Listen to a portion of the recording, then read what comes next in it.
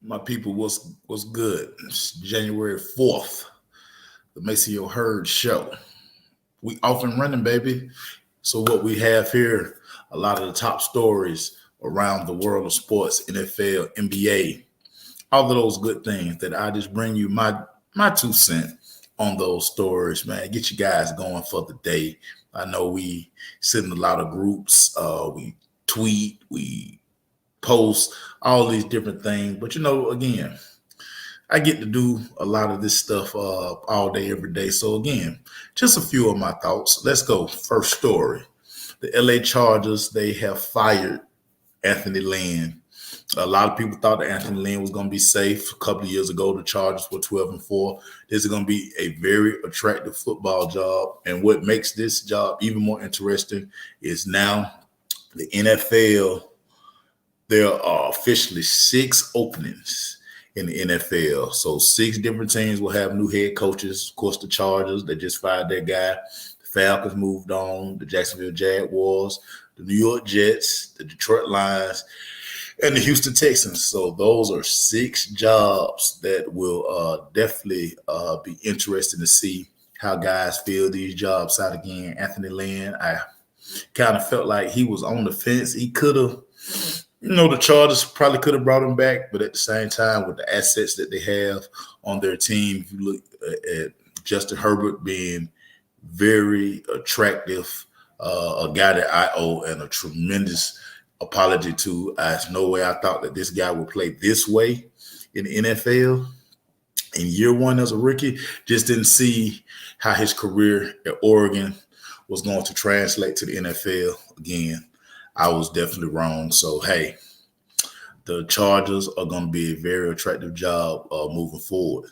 March Madness, they've decided that the men's 2021 NCAA tournament will be held entirely in Indiana, with the majority of the games being played right there in Indianapolis. So we're going to have basically a bubble format. They're going to have all 68 teams going to report around the Indianapolis area, which I think is very good. If we look at what happened last year, I was one of those people who felt like no way they're going to cancel March Madness because of the economic impact it had to the NCAA. Well, they did their homework. They saw how the bubbles worked for the NBA, and here we have a March Madness bubble that will definitely be good for all of the teams, all of the players. These guys really work hard, and the ladies, because I'm pretty sure the ladies will be right behind the men when we talk about putting one of these bubbles together. So it's going to be a very good move there. I like that. Steph Curry,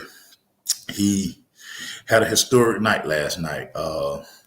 Had to be careful when you poke the bear on a lot of these guys. I talk about it all the time. These guys have greatness in them. This is something these guys do every day. When provoked, these guys will show up. And it probably didn't hurt that Dame Lillard was on the other side. I think in one of Curry's quotes, he talked about the fact that, hey, great guys kind of just elevate your play just a little bit more. And we know Logo Dame has been very disrespectful every now and then to Steph Curry. So, it was good to see Steph kind of get his shot off. He's one of those guys that, listen, say what you want about his game. He's revolutionized basketball from the three-point perspective. He made basketball, I always talk about how he made it smaller. You have these guys now, they're sharp shooters. Well, maybe they not the best for you on the defensive end of the floor, but when guys can score like this, you can live with them playing Olay defense every now and then. You can live with it. It's neither here nor there, though. I talk about the University of Alabama, Nick Saban. He is the rehab project master. We saw what he did with Lane Kiffin. We just saw what he did with Steve Sarkisian. He bring guys into his program, rehab their image, get their coaching mojo back on track, and then he polish them up and he makes them attractive for the next head coaching job that comes, whether it's NFL or college. Seems like really college is the thing right now. So News dropped today that Adam Gase, former New York Jet coach who just got fired, and Bill O'Brien, who was fired by the Houston Texans early in the year, they are being considered for the Alabama offensive coordinator job. Now that Steve Sarkisian moving on to Texas again. Talking about two guys who have been tabbed with that offensive genius. So them being able to go to Alabama and work under Nick Saban and become the offensive coordinator is going to work wonders for their career. Why? Well, Alabama recruits the best talent every year. So they're going to have plenty to work with. We know that Bryce Young, who was the top quarterback in the 2020 class last season, he is on campus. He will be the quarterback once Mac Jones moves on. And again, Alabama just does an excellent job recruiting big-time guys at every position. It's funny. We look at Devontae Smith.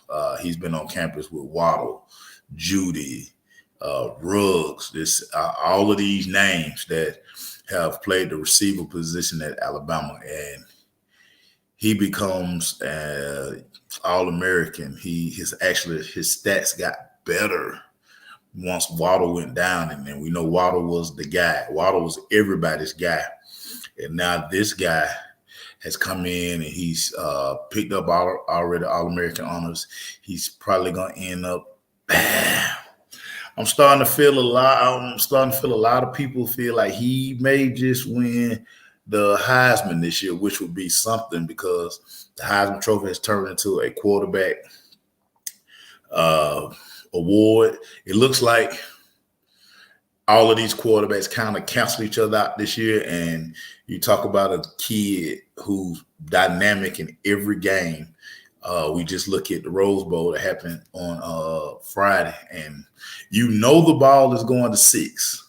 Yet and still, people cannot stop this young fella. So this is going to be a very interesting task for whether it be Adam Gase, whether it be Bill O'Brien. We know Bill O'Brien gets credit for reviving the Penn State program when they went through the Jerry Sandusky thing.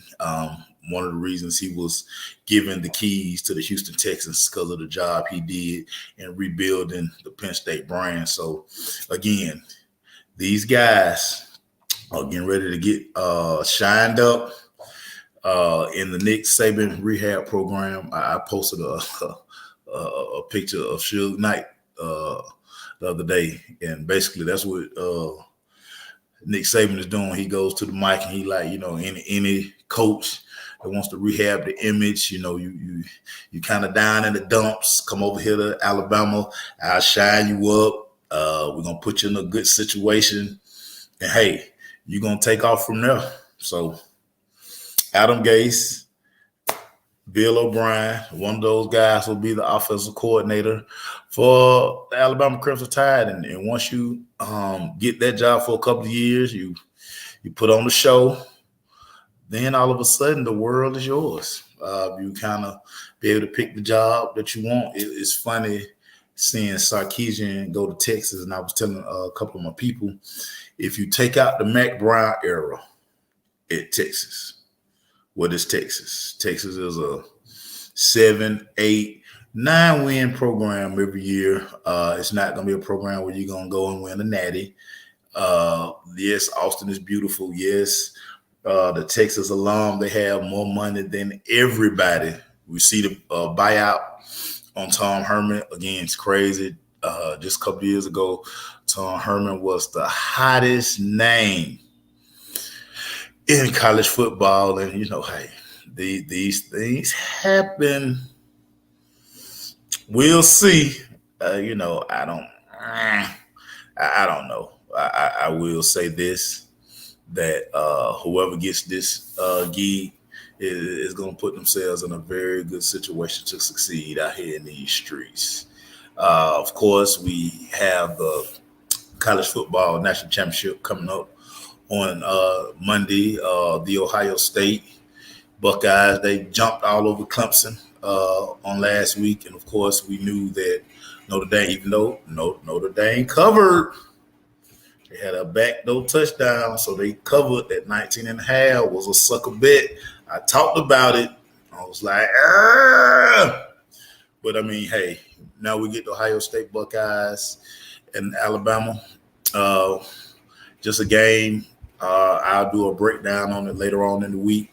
But on the surface, you got an explosive offense in Alabama. Clearly, when Ohio State is focused, they are an explosive offense as well. Mac Jones, Devontae Smith, Justin Fields, Chris Olave, which defense can slow down the other team enough to make a run.